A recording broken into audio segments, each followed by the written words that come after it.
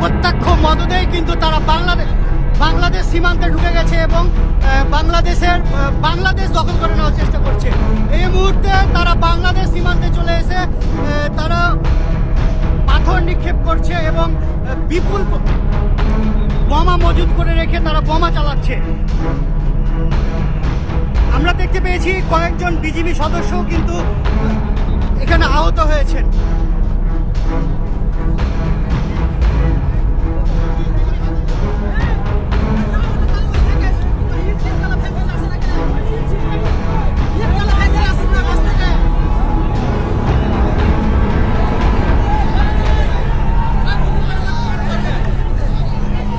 আমরা একটু আগে দেখেছি যে বিএসএফ এর মদতেই তারা এখানে হাত বোমা চার্জ করেছে এবং বেশ কয়েকটি হাত বোমা চার্জ করেছে।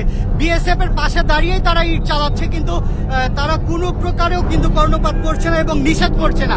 তারা আসলে তাদের দেশের নাগরিকদেরকে সুরসুরি দিচ্ছে এক কথায় বাংলাদেশের সাথে পায়ে পা বাঁধিয়ে ঝগড়া করার জন্য। এখন এই মুহূর্তে যারা ওই জায়গাতে যারা ভারতে রয়েছে তারা বাংলাদেশের সীমান্তে রয়েছে এবং এই যে দেখেন তারা কিভাবে ইট চালাচ্ছে বাংলাদেশের ভিতরে ঢুকে।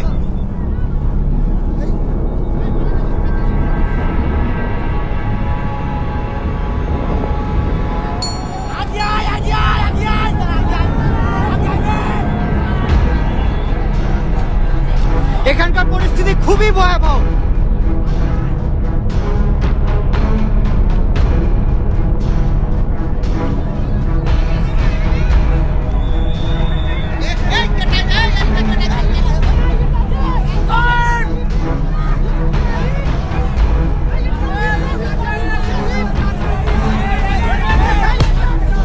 এই যে দেখুন আরো একটি বোমা লাগাতে বাংলাদেশকে তারা ক্ষত বিক্ষত করে দিচ্ছে।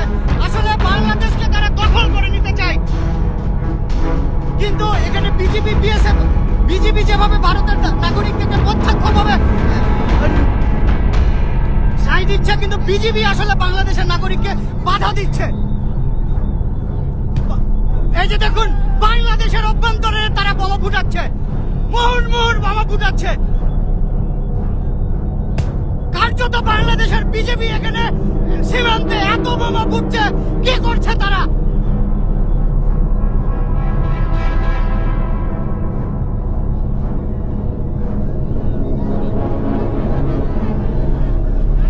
বাংলাদেশের অভ্যন্তরে আসার পরেও বিএসএফ গুলি কিন্তু ছাড়ছে না, কিন্তু তারা তাদের নাগরিকদেরকে দিয়ে মুহুর্মুহুর বোমা ফুটাচ্ছে।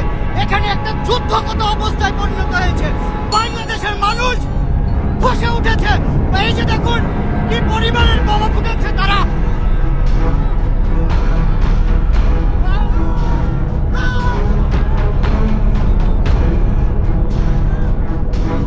সীমান্তে একটা যুদ্ধ অবস্থা চলছে। ভারত বাংলাদেশকে দখল করে নিতে চায়, এটি তার প্রমাণ।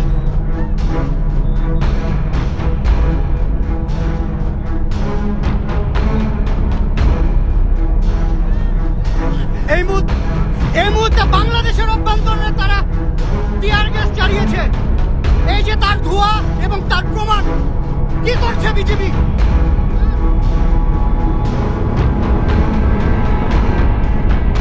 কার্যত এই জায়গাটা একটা যুদ্ধরত অবস্থার জায়গায় পড়েছে।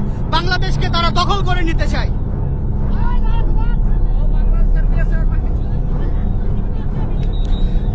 সীমান্তের যে নাগরিকরা রয়েছে তারা আসলে এখানে একটা আতঙ্কের মধ্যে রয়েছে।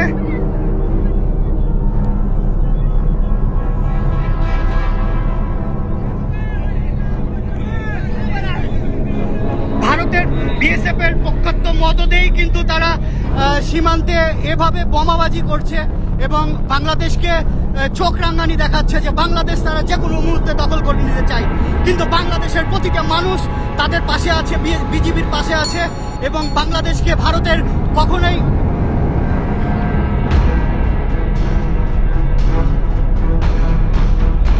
বিজিবি কার্যত মানুষকে শুধু থামাচ্ছেই, আর বিএসএফ ভারতের মাটিতে দাঁড়িয়ে বাংলাদেশে টিয়ার গ্যাস নিক্ষেপ করছে। আসলে এটা আসলে কেন চুপচাপ আছে সেটাই বুঝতে পারছি না।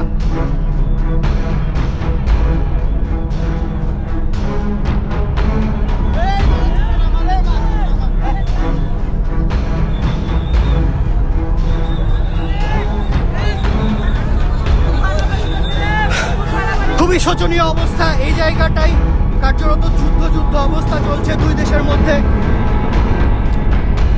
একটু পরপরই কিন্তু ভারতের নাগরিকরা বাংলাদেশে ঢুকে বোমা ফাটাচ্ছে এবং বাংলাদেশের নাগরিকরা কার্যত তাদের দেখা ছাড়া আর কিছুই করার নাই, এমন অবস্থা তৈরি হয়েছে।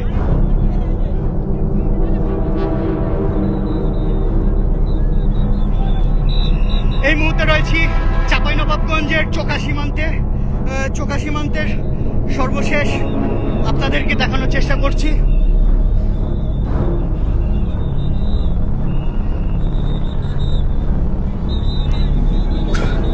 খুবই উত্তেজনাপূর্ণ একটা অবস্থা সৃষ্টি হয়েছে এখানে।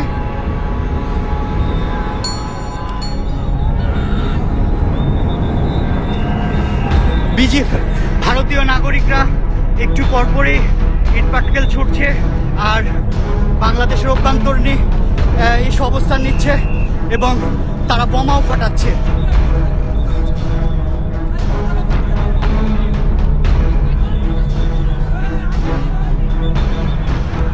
আসলে মূলত এই জায়গাতে গত কয়েকদিন ধরেই কিন্তু যে উত্তেজনা তৈরি হয়েছিল তারই অংশ হিসাবে আজকেও সকাল থেকে সীমান্তে আবার উত্তেজনা তৈরি হয়। সেই উত্তেজনার পরেই কিন্তু ভারতের নাগরিকরা বাংলাদেশের অভ্যন্তরে এসে বোমা ফাটাচ্ছে, ইটপাটকেল নিক্ষেপ করছে এবং বাংলাদেশকে দখল করে নেওয়ার হুমকি দেখাচ্ছে। কিন্তু এখানে স্থানীয়দের প্রত্যক্ষ সহযোগিতায় তারা বারবার ব্যর্থ হচ্ছেন এবং সীমান্তে এই মুহূর্তে হাজার মানুষ, এই অঞ্চলের হাজার মানুষ ঢাল হিসেবে দাঁড়িয়েছে ভারতের।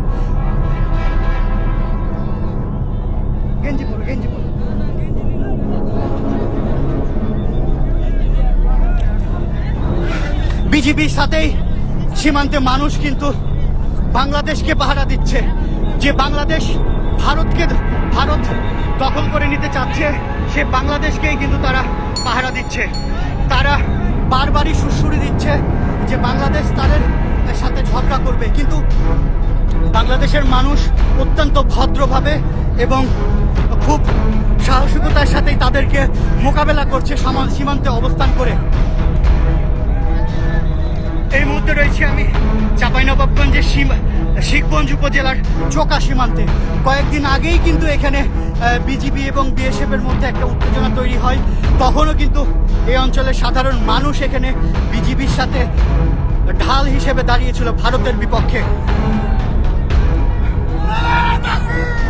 আজকেও তারা আসলে কোন সাহসে বাংলাদেশের অভ্যন্তরে এসে যে ককটেলবাজি, বোমাবাজি করে, আসলে সেটি কিন্তু একটি আন্তর্জাতিক সীমানা রেখার যে আইন রয়েছে সেটি পরিপন্থী এবং কার্যত বিএসএফ এর প্রত্যক্ষ মদতেই কিন্তু এটি করছে তারা।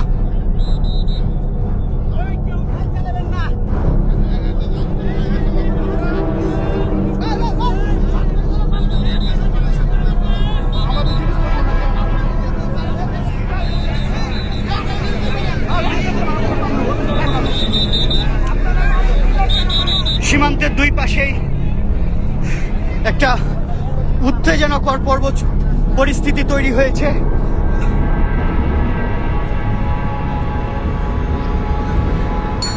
সীমান্তে বিজিবির সাথে সাধারণ মানুষ কিন্তু ঢাল হিসেবে দাঁড়িয়েছে। এই সীমান্তের এই জায়গাটি যেন কোনো মতেই বিএসএফ দখল করে নিতে না পারে।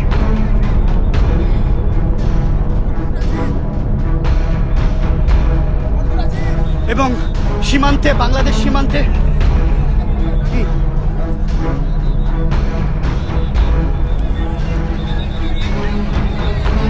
একটা উত্তেজনাকর পরিস্থিতি তৈরি হয়েছে। আসলে হাজার মানুষ এই অত্র অঞ্চলের যত যুবক বৃদ্ধ যারা ছিল সবাই কিন্তু এই সীমান্তে এসে জড়ো হয়েছে। ভারত